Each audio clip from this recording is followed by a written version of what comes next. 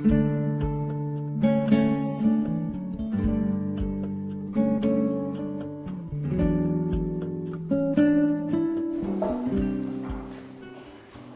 want to thank Jimmy and Jean and my wife for the music. Isn't it beautiful? It's wonderful. You know, it adds to the worship atmosphere, and they have talents to do that. I appreciate that very much. The last time I was here, I had a sore throat, and it's fortunate that we had a 1-week break, because during that 1 week my voice went away and I had difficulty talking, but now it's back. So we're happy to be back. This morning we were at Esdak Church. A friend of ours came from California, and so we were fortunate to meet her there and visit with her, with other people. So it was a blessing. Sabbath has been a blessing. Today we want to look at part 2 of the theory for creation. And we're going to start looking at the evidence. All right? This is the actual evidence. Now remember, I've divided this program up into 2 major parts, 2 major divisions. One division is the evidence. The evidence is something that we can sense with eyes, ears, nose, touch, you know, with our 5 senses. The evidence is stuff that's out there now. We can check it out, okay? And the second part is going to be on the theory that we've come up with based on the evidence. So remember these 3 premises. The theory must fit the Bible, the theory must fit the existing evidence, and the theory must follow the laws of science. Now I want to just go over something here. I want to go over 3 terms in English: intelligence, knowledge, and wisdom. And I don't know if you know the difference, but there's a clear difference between intelligence, knowledge, and wisdom. And I want to just discuss that with you. Intelligence is something that we're born with. It's inherited. It can be affected by lifestyle. All right? And so we are given a story of Daniel and his 3 friends, for example. Remember that story in Daniel 1? There's Daniel and his 3 friends. And remember that Daniel and his 3 friends did not want to eat the king's diet. The king had apparently what he thought was the best food in the country, but it was very rich. It contained meat. It was not good meat, good food. And Daniel and his 3 friends rather wanted to stay with the Lord's diet. They ate pulse, which apparently is something similar to lentils, and drank water. And vegetables. They ate vegetables. And after 3 years of studying in basically what we would consider the University of Babylon, the king tested them. You remember this? You remember what the king found? Daniel and his 3 friends were 10 times wiser than who? Not the Babylonians. If you study the Bible, you will find that when Daniel and his 3 friends were taken into captivity, about 3,700 or some number like that, 3,000 Israelis were taken to Babylon. And the comparison is between Daniel and his 3 friends and the other 3,000 some odd Israelis. That's the comparison.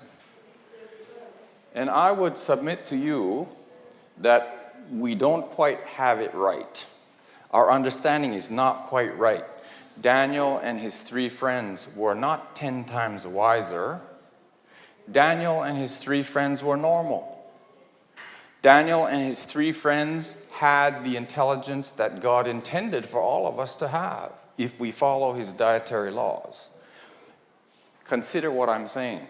In other words, the rest of the Israelis, in comparison to Daniel and his 3 friends, had grown 10 times dumber over the 3 years.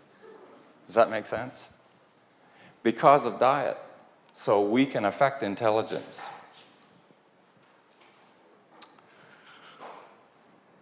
Mrs. White makes this statement. She says, we need to learn that indulged appetite is the greatest hindrance to mental improvement and soul sanctification.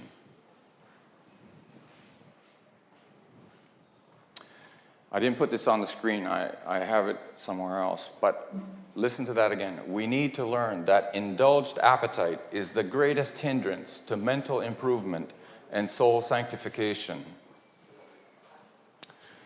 When I first read that statement, I wondered about it. I wondered what she said. What is she saying?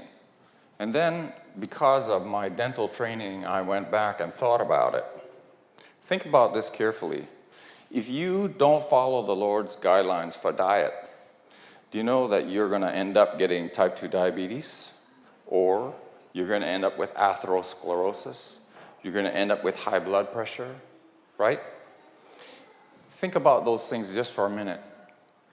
As a dentist, we are warned that if a patient comes into our office with diabetes, they are going to have problems with circulation. If I do a dental procedure on a patient with diabetes and they have poor circulation, their healing process is going to take longer. I have to be more careful with what I do with a diabetic patient. Why? Poor circulation. If you get atherosclerosis, hardening of the arteries, and high blood pressure go hand in hand. What causes atherosclerosis? Plaque on the artery wall. In other words, your arteries, your vessels are becoming narrower, right? Now you have narrower vessels and your heart is trying to pump the same volume of blood through a narrower vessel. What happens to the pressure? It goes up. It has no choice. Sorry. Sorry. The pressure goes up, right? But just think what happened. Blood flow went down. If you decrease blood flow to the brain, what have you done? Have you increased your thinking capability or decreased? You see, what she says is accurate. The indulged appetite is the greatest hindrance to mental improvement and soul sanctification. So we need to consider that. We want to look at that. So that's the evidence. I've just given you some of the evidence, okay? Knowledge is not inherited. So we're talking about intelligence, right? We're talking about intelligence. Intelligence is inherited. Intelligence can be affected by lifestyle. Okay, now we're going to go to knowledge. Knowledge is not inherited. Knowledge is not wisdom. The example I would give is Adam and Eve. Remember that before Adam and Eve fell, they had knowledge. Is this correct? What knowledge did they have? Before the fall, what knowledge did they have? Remember, God came down and walked with them in the morning and in the evening in the garden every day. And they had a knowledge of good. They only had a knowledge of good. They did not have the knowledge of evil. But the name of the tree is the tree of the knowledge of good and evil. So when Eve picked the fruit from the tree, she gained the knowledge of evil. True? Yes. Was that a wise decision? Not from my experience. You know, a lot of stuff happens in this world that's not very good because of Eve's mistake, right? It was not a wise decision. So you see, what I want to show you is that knowledge and wisdom are not the same thing. Knowledge can be gained. Anyone can gain knowledge. Even people who are mentally challenged can gain knowledge, correct? Yes, you can go to school. You know, they can study, they can learn. We can gain knowledge. Knowledge can be gained. Now, wisdom, according to the Bible, wisdom in James 1:5 is a gift from God. Wisdom, then, is not inherited. Wisdom is not the same as knowledge. Knowledge can be good and evil, right? Knowledge can be good and evil. Wisdom is only good.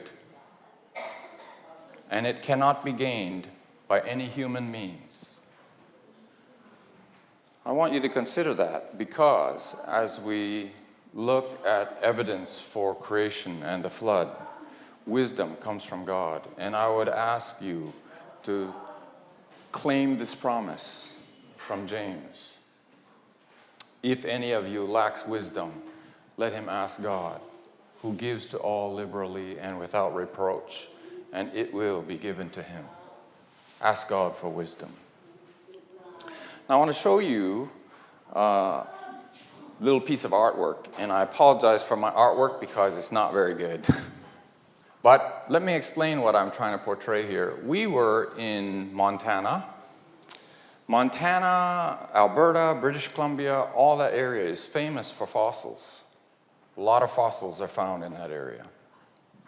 And we were going to visit somebody who had dug up fossils personally. He had gone on fossil digs and he had dug up fossils. And we went to the city dump. Because he told us, go to the city, or somebody told us, I forget, maybe it was Joella that told us, go to the city dump. So we went to the city dump and we climbed up. The city dump is an interesting place, and there are hills around the city dump, small hills. And so we climbed up a small hill. The hills are made out of gumbo clay. Now, gumbo clay, you know what clay is? Gumbo clay is very interesting, because if gumbo clay gets wet and you walk in gumbo clay, it doesn't fall off your shoes. And so as you walk, your feet will get bigger and bigger and bigger as you collect more clay. Do you follow this? Sorry. Should I move this down a little bit?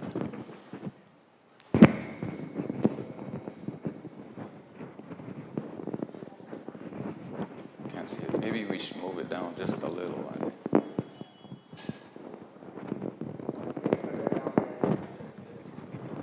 you help me with that?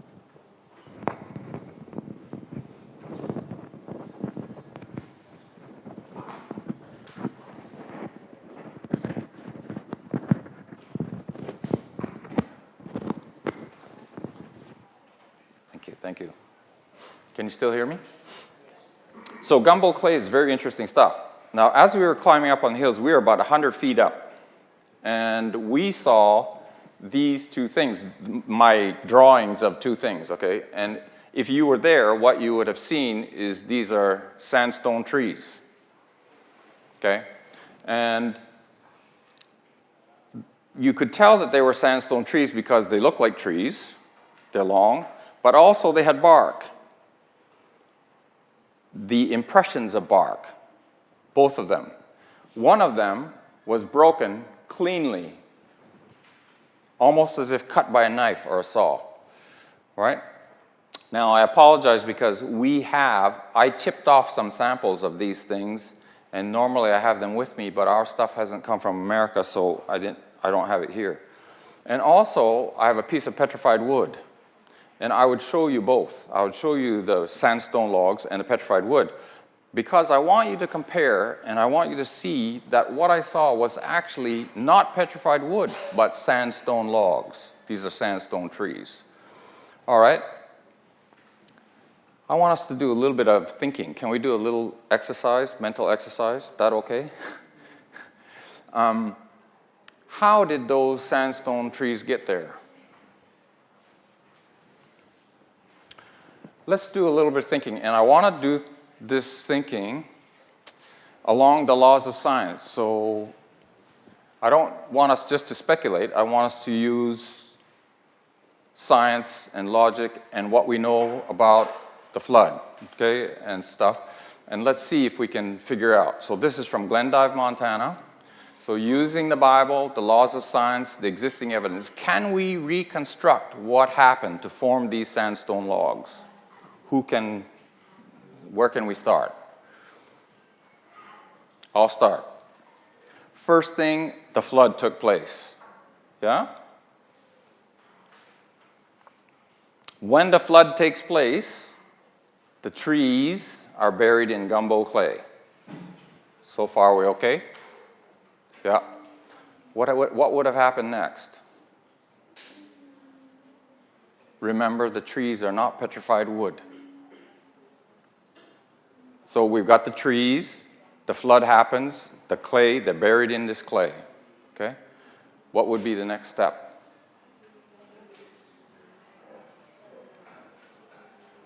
They're not petrified wood, so that's a hint.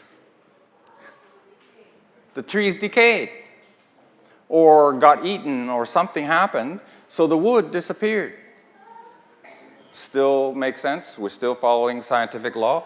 So now what do we have? Now we have this clay mold of trees that were there. And by the way, I was going to tell you, if you looked at the trees, you would see that the upper part of the tree, the bark had come off, and the lower part of the tree, the bark was still there. So what does that tell us? The process of decay had taken place, right? If the process of decay hadn't taken place, the whole thing would have been covered with bark all the way up. But because part of the tree, the bark was gone, and part of the tree, the bark is there, the process of decay definitely took place. We have evidence for decay, okay? So something happened, the trees decayed, maybe fire or something happened, the wood is gone. But we still have the clay mold, right? Gumbo clay, stuff that sticks to your shoes. We have this clay mold of the trees. Make sense so far? All right, then what would be the next step?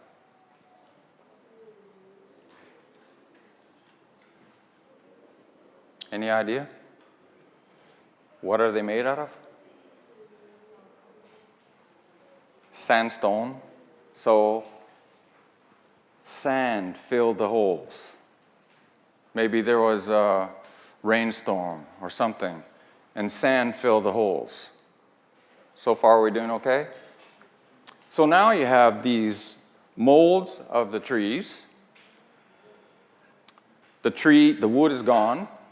Now rain or something falls, rain falls, or a little flood happens or something, and the holes all fill up with sand.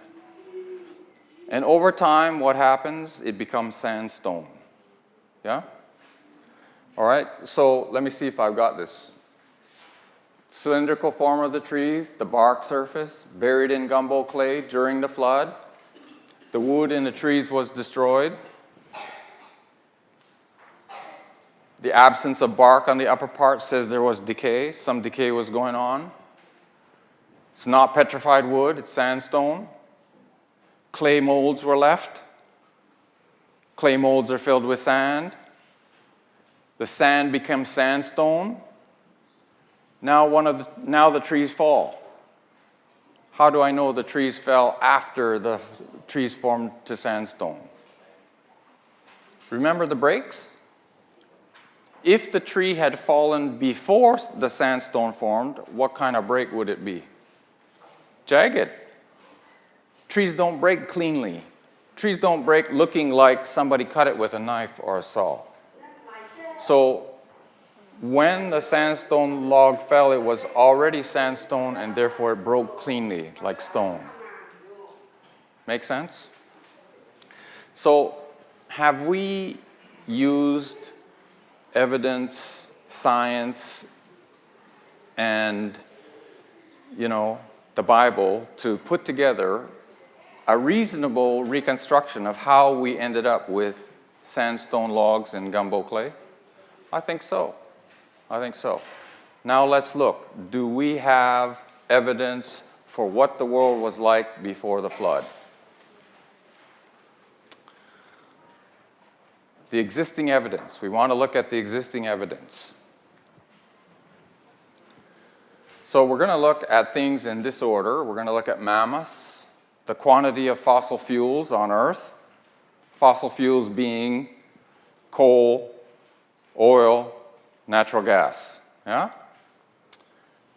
Subtropical Arctic and Antarctic regions. We're going to look at evidence for subtropical Arctic and Antarctic, where everything is frozen now. Megafauna and large dinosaurs. What are megafauna? Fauna is animals. Mega is large, so we're looking at large animals. Amber with bubbles containing nearly 35% oxygen. It's 34 point something. Okay, we'll find. Much longer life. Where do we get that from? The Bible, the genealogies, No, the genealogies are boring, but they're good for some things. So we can learn about longer life from the Bible, much longer life, living fossils. Water above and below the firmament from Genesis 1. When God created the world, he created water above and below the firmament. No rain before the flood. George Dodwell, Australian government astronomer. By the way, let me back up. No rain before the flood. How do we know there was no rain before the flood? Anybody know?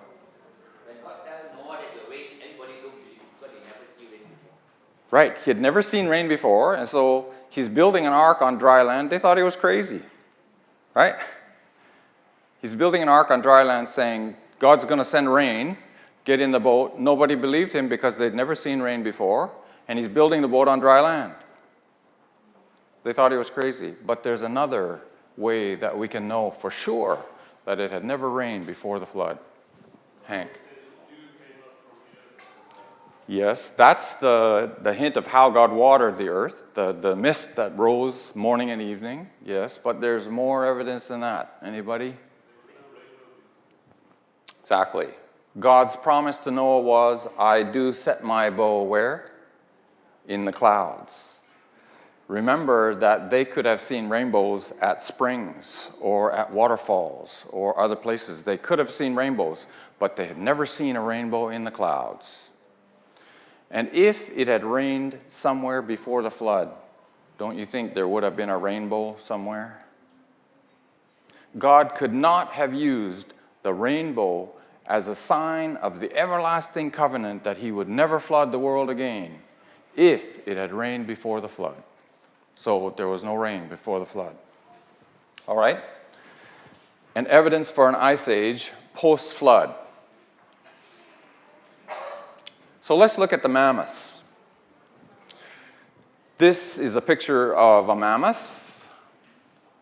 I don't know if you can see, but you can see some hair on the legs here. And it's kind of dark, I apologize, but the trunk is over here, the head is here, forelegs here, the tail is back there. Now, some of these mammoths, when they're found, are found with frozen subtropical vegetation in their mouths and in their stomachs. I'm going to give you a reference for that. I'll show you. The Jarkov mammoth was found in 1997. Now, at the time I made this slide, they thought they had the whole mammoth. They thought that they had found the whole mammoth encased in permafrost in the tundra.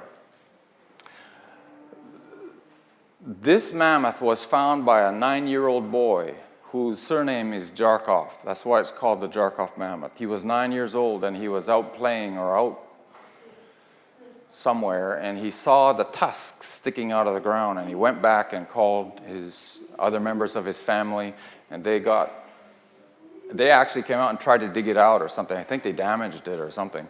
And then they got scientists involved and eventually they dug the whole thing up. I'll show you. One was found in West Siberia, another one in West Siberia, May 22, 1990. This is a picture of the Jarkov mammoth. I forget, I think this block weighs 13 tons if I remember. They tried to excavate the whole thing because they thought they had the whole animal in there, in this block. And since that time, I've read a scientific paper that shows that they don't have the whole animal. Right? At the time, they thought they had the whole animal. And they lifted this with a helicopter, with a large helicopter. They flew it to a cave in the boy's hometown, which is Katanga in Russia. The cave in Katanga where they took it remains frozen all year round, and they wanted to see if they could thaw it out and extract the whole animal, the whole mammoth, and they found out it's not whole since then, okay? So just to let you know that. Here's a reference to the Berezovska mammoth found in Siberia. The flesh was edible, I'm quoting, the flesh was edible and the stomach contained about 30 pounds of subtropical vegetation in an undigested state, and the mouth was filled with partially masticated food. So you see in both the mouth and the stomach, subtropical vegetation, okay? The eyes and red blood cells were extremely well preserved, And the separation of water in the cells, which proceeds rapidly after death, was only partial. It's important to remember that, because if the separation of water in the cells was only partial, it indicates that the animal was quick frozen. If it had not been quick frozen, the separation of water in the cells would have been complete. Because the separation of water in the cells is only partial, it had to be quick frozen. Make sense? Okay. Now, what is important? I apologize, thought I had that bigger on the screen. What's important about the mammoths? Number one, in order for the mammoths to be frozen with flesh on their bones, they had to be quick frozen. Quick freezing shows that they were in the far north when frozen. In other words, when the flood took place, remember what happened? It rained for, the windows of heaven were open and the fountains of the deep were opened, and it rained for 40 days and 40 nights, where Noah was. But what was happening at the North Pole and the South Pole? Rain, snow, and ice, and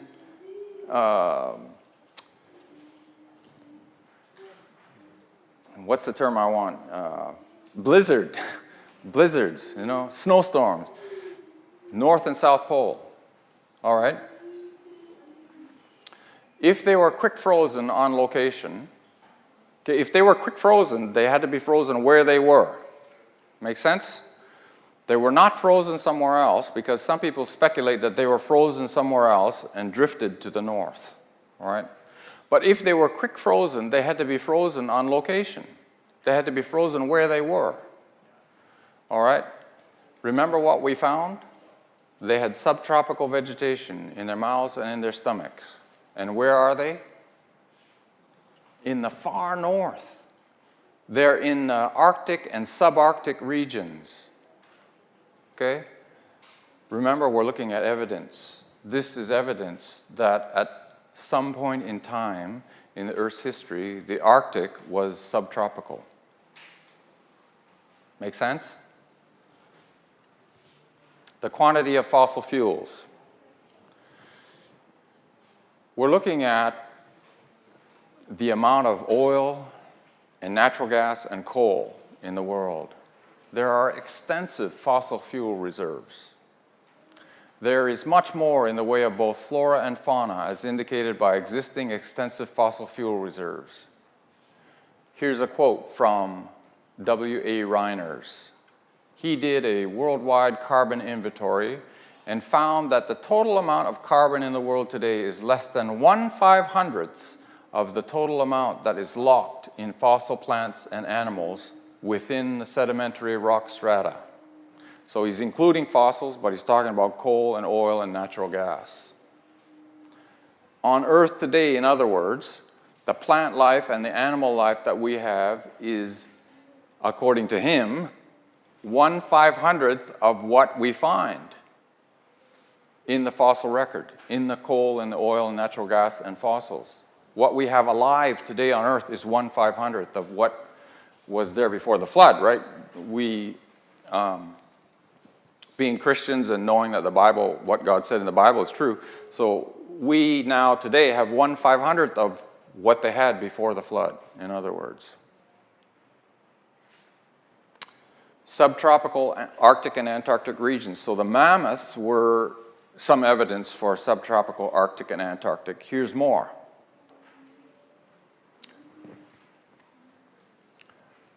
Coal and fossils of subtropical vegetation found in Antarctica and tropical forests found in the Arctic.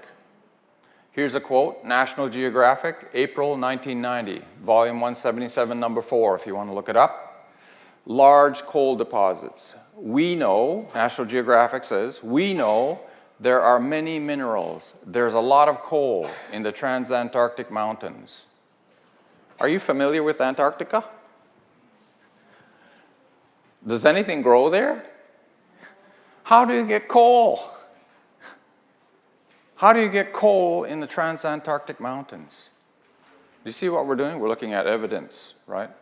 The evolutionary scientists, these are not Christian scientists necessarily who are looking at this stuff, but the evolutionary scientists recognize that there's coal, a lot of minerals and coal in the transantarctic mountains. Palm leaves, another quote, palm leaves, fruit trees, and tropical marine crustaceans, vast forests of luxuriant subtropical plant life are also buried under the polar caps. D.E. Hooker, those astounding ice ages, quoted in The Creation Evolution Controversy by R.L. Wysong. This is an interesting photograph. This is a photograph taken of a petrified log, piece of petrified wood, on Axel Heiberg Island. And again, I apologize because normally I have a big globe and I can show you where Axel Heiberg Island is. This is a picture of Axel Heiberg Island, so that's a log on Axel Heiberg Island. And here's a quote from David Suzuki, The Nature of Things, which is a program broadcast in Canada on the CBC. Tropical forests found on Axel Heiberg Island, birch, cypress, and redwood. Now I want to show you where Axel Heiberg Island is. And I apologize, I don't have the globe. I'll try and tell you. I'll try and show you. This is Ellesmere Island right here. This is Axel Heiberg Island right here. Ellesmere Island is the most northerly point in Canada. Ellesmere Island is way inside the Arctic Circle. If you're familiar with the Arctic Circle at all, you know that no trees grow inside the Arctic Circle. As you go further and further north in Canada, you'll find that what happens is the trees get shorter and shorter and shorter and shorter until below the Arctic Circle, the trees end. There are no more trees grow after that. And Axel Heiberg Island is a few hundred kilometers from the North Pole, where trees don't grow. More evidence. We're looking at the evidence. Axel Heiberg Island, it's there. The fossils are there. You can look it up on the internet. You can see more pictures actually than what I've shown you. This was a study done by somebody from Scandinavia, somebody from Connecticut, I believe, from the eastern United States, PhD from the eastern United States, got together with somebody from Scandinavia. This guy, Andrew Revkin, is a reporter for the New York Times, all right? Here's his headline, Studies Portray Tropical Arctic in the Distant Past. Part of the article, quote from his article, the first detailed analysis of an extraordinary climatic and biological record from the seabed near the North Pole shows the Arctic Ocean was much warmer than scientists imagined. A Floridian, I don't know if that makes any sense to you. Florida is the most southern state in the United States. Florida is where people go in the winter because it's subtropical. A Floridian year-round average of 23 C, 74 degrees. Current temperatures in the Arctic Ocean hover within a few degrees of zero. This research was done in a place called the Lomonosov Ridge, which is up in the Bering Sea.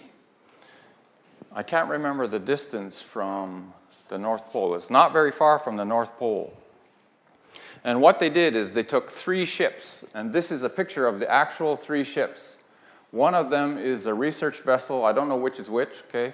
One of these 3 ships is a research vessel with a drilling rig on it, and the other 2 are icebreakers. And the reason they needed the icebreakers is because as they were drilling, the ice would form around the drill ship. And if they didn't break the ice, the ship would be crushed. So they used 2 icebreakers to constantly go around the drill ship to keep the ice free while they were drilling down. And I can't remember the exact numbers. They went down. I don't know if I have it. I don't have it. These are some of the drill cores that they brought up. They went down, I think it was 1,300 feet through the water and then 3,000 feet down into the seabed.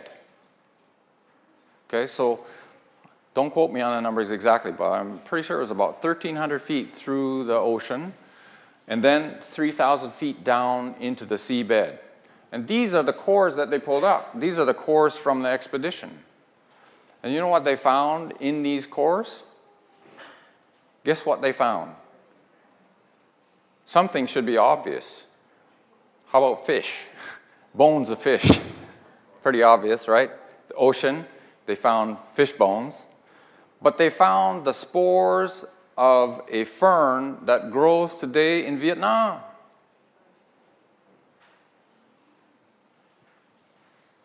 The spores of the fern that grows in Vietnam. Look where Vietnam is in latitude on the globe. Where is Vietnam? Vietnam is subtropical, isn't it? It's not too far away from here, north from here, but not too far. Vietnam is subtropical. So based on the evidence that they brought up, they say, in order for those spores to be here, that far north, buried down in the sea floor, those ferns had to grow in the in the area of the Arctic Ocean. So the Arctic Ocean was subtropical. That's their conclusion.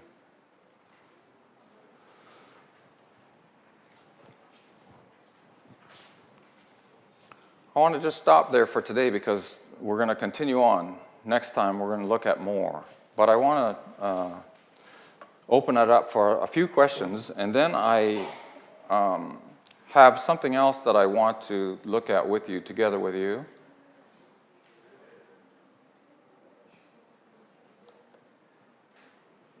See if I can switch this over here quickly.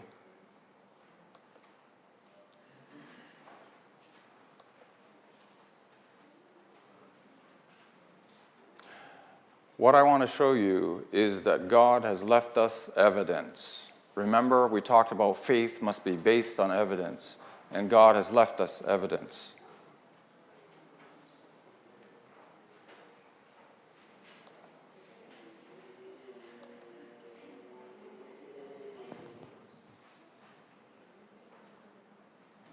Okay.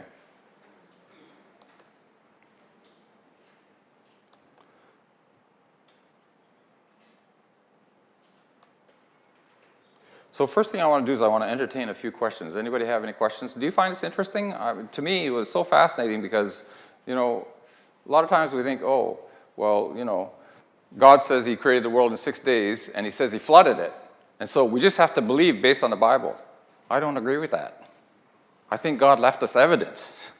And he wants us to read the Bible story and say, look, this is what I claim to have done. I created the world, and then I flooded it. But I want you to look at the evidence, you know, to see that I not only make claims, but I show evidence. And so that's what I'm trying to show you. Any questions? Yes. Oh, I'm sorry. Dave, go ahead. Jim. Fossil fuel. Yes. The fuel that can be used for all these automobiles. Right. And what about people getting the fuels? They find oil in places like the Arabian countries. Could that be, what kind of fuel is that? In the Arabian countries? Yes, right. Like Iran and Iraq, something like that. Well, remember what happened during the flood? Everything was destroyed, right? And so trees were destroyed, animals, man, everything was destroyed, right? If we look into the process of making coal, where does coal come from? Trees and plants, compressed, right? You have trees and plants, and then they're compressed, and they turn into coal. And what about oil? Where does oil come from? Animals and man. So these deposits that are buried all over the world are probably because when the flood happened, remember what God says, the windows of heaven were opened, but the fountains of the great deep were also opened. And when the fountains of the deep were opened, something had to open them, all right? And I think there was incredible catastrophe. And when you have those kind of catastrophes, plates would have been shifting, earthquake would have been happening, volcanoes erupting, typhoon, tsunami. And so what's happening? A lot of the animals and man are buried underground. And when they get buried underground, after they die, you know, they get buried underground. When they get buried underground, there's your oil deposits all over the world. Make sense? Yeah. And the fact that you have coal in Antarctica says that somehow you got massive vegetation and trees there. Did I answer your question, or is that, yeah? That goes to show they shouldn't be fighting about where the oil comes from. It comes from, it's from the flood. It's from the flood, absolutely. Yeah, absolutely. Jimmy. Okay, just out of curiosity, in mammal to the art or the elephant to the art? And my question is, were dinosaurs present during that time? Yes. I'm going to go over a lot more on dinosaurs in a future presentation, okay? So, but let me briefly say a few things, all right? If we read the Bible correctly, there were dinosaurs after the flood. I'm going to talk about it, so I'll show you from the Bible itself that there were dinosaurs that lived after the flood, okay? And we'll talk about the origin of dinosaurs too during the presentation later, so. Now, as to what went in the flood, what went in the ark, remember what God says, okay? First of all, what does he say? 2 of every unclean and 7 of every clean, right? All right? Remember we did, some of you may not have been here, I apologize, but remember we did the Punnett Square? Remember that? We drew a diagram. I showed you that if you do a Punnett Square, remember from Gregor Mendel genetics, I'm doing some academics here. Hope you're not too many gears are grinding, and you know, remember we did the Punnett Square, and we showed that you have a man and a woman who have the same genes. Why did they have the same genes? We had a man and a woman with the same genes. Why did they have the same genes? Identical genes. Why? Sorry? Adam and Eve, yes. And Eve was taken from Adam's rib, and so she had to have the identical genes, correct? She didn't have different genes. She had identical genes to Adam. And then remember what we showed is that if they had children, I showed you 4 children. We used 1 gene. I showed you 4 children. And what we showed is that 2 children would have the same genes as their parents, according to science, and 2 children would have a different gene setup. 2 children lost a gene, remember? 1 child lost the dominant gene, and 1 child lost the recessive gene. Yeah? Let's take dogs, okay? I'm going to look at dogs. So just for example, dogs. Let's say that Noah took 2 dogs on the ark. 2 dogs. Can you see that what I showed you in the Punnett Square is that in order to get the different species, the different, in case of humans, it's the different cultural groups, you subtract genes. Yes? So if Noah took 2 dogs into the ark, they would have been 2 Heinz 57 dogs. Correct? They had a lot of genes. And then if you take those 2 dogs and you breed out certain genes, remember we lost genes, 2 lost genes. So if you want to breed a Chihuahua, then you have to breed out all the genes for big dog. And you have to breed out all the genes for floppy ears. And you have to breed out all the genes for long hair. Do you follow this? And eventually, you will end up with the Chihuahua. And if you have a Chihuahua, you've bred out all the genes for big dog, you've bred out all the genes for long hair, you've bred out all the genes for floppy ears. So now you made a Chihuahua with another Chihuahua, and you get a Chihuahua because all the other genes are gone. Now, can you see that from 2 dogs, you could get Doberman Pinschers, St. Bernard, Greyhound, German Shepherd, wolf, fox, dingo, wild dog. Can you see that? Does it make sense? So, what did Noah take in the ark? I don't know. But he would have taken 2 of the elephant kind. And from those 2, you could have gotten mammoths, you could have gotten mastodon, you could have gotten, do you know what I'm saying? You could get all the different kinds from the 2. Does that help? Yeah. Yes? He just said that in the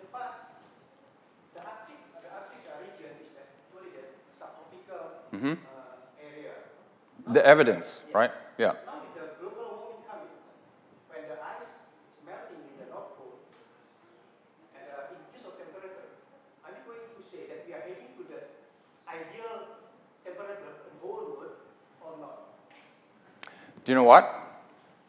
That's a very interesting question. I'm glad you brought that up. And do you know what? Do you know what we're told?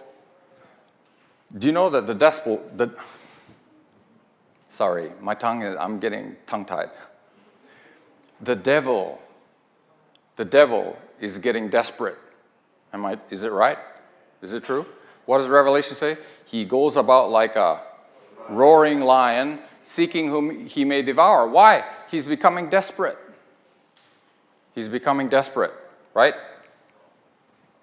We are told by someone that we believe is inspired that just before Jesus comes, the devil will come very close to finding the secret for life. He will come very close. But of course, God will not allow it. It won't happen. So, he knows what the world was like before the flood. Am I correct? He was there before and after. He knows what the world was like before the flood. He knows that his time is short. He may try to do something to reconstruct what the world was like before the flood. Why? Because look at the difference in age. How old did people live before the flood? 900 plus, right? It's not average 900, it's 900 plus. The only people who lived less than 900 were Lamech, who was 777 or something like that, wasn't 700, and one other person, I think. The rest are all 930, 950, 926, you know what I mean?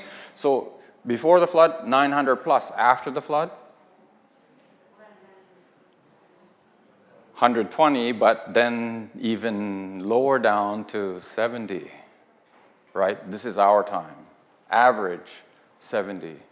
So the devil is working desperately to try to recreate a time when life will be longer. He's not going to succeed, okay? But he's going to try. Now, all this stuff with global warming and all this stuff, when you look at the theory part, when I show you the theory part, I just don't want this to go to sleep. You'll understand more, it'll make more sense, okay, when we look at the theory part, but I think he's trying to reconstruct what things were like before the flood. And I'll show you more of that. So I know I didn't quite answer, but can you be patient a little bit? I'll show you a little bit more, okay? I'll show you more of what.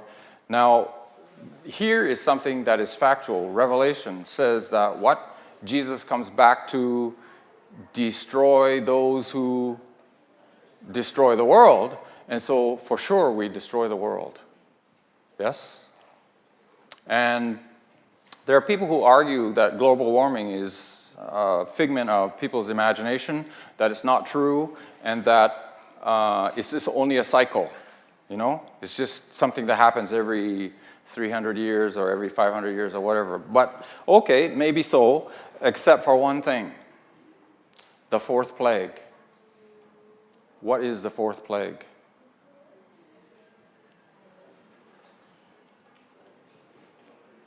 The fourth plague, Revelation, the sun burns men with scorching heat. Okay? So what we want to do is we want to start with the Word of God. We want to look at what God says. And so things are going to get warmer. And so there's going to be flooding. It's already happening. We're already having flooding. But a global flood is not going to happen because of the rainbow. God's everlasting covenant with man. Marcel.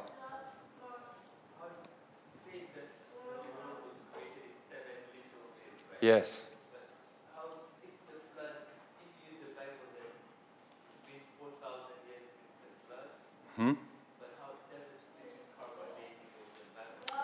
Yeah, that's an excellent question.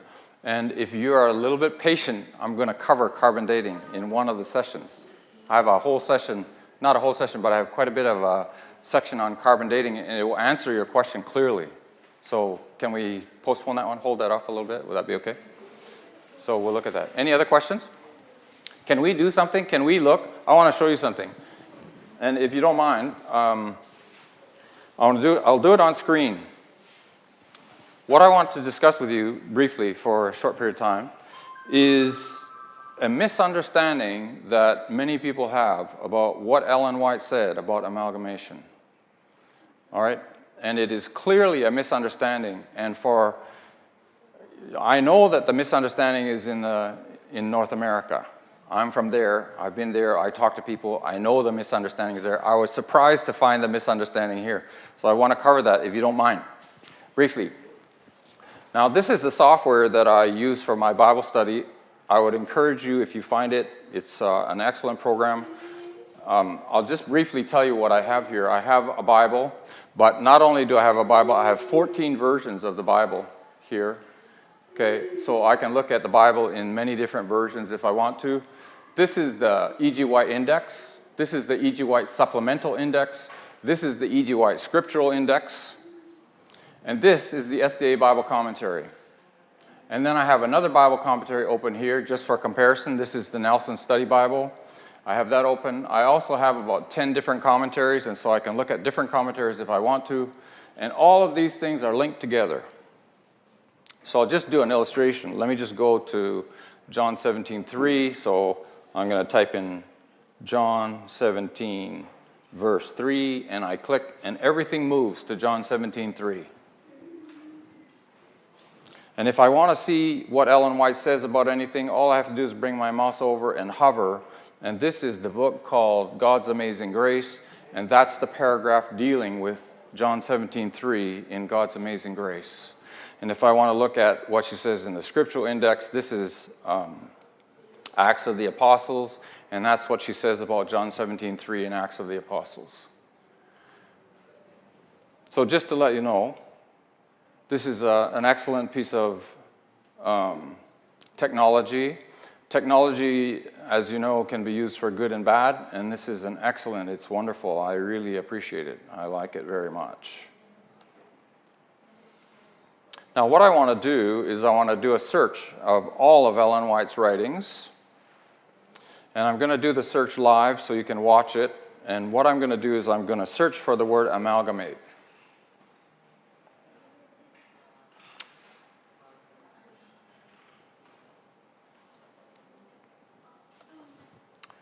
So I have all of Ellen White's writings on CD on my computer. It's on my computer. And so this will search all of her writings. And it will search all of her writings for the words amalgamate, amalgamated, amalgamation. So we're looking for all of her uses of the word amalgamate. All right?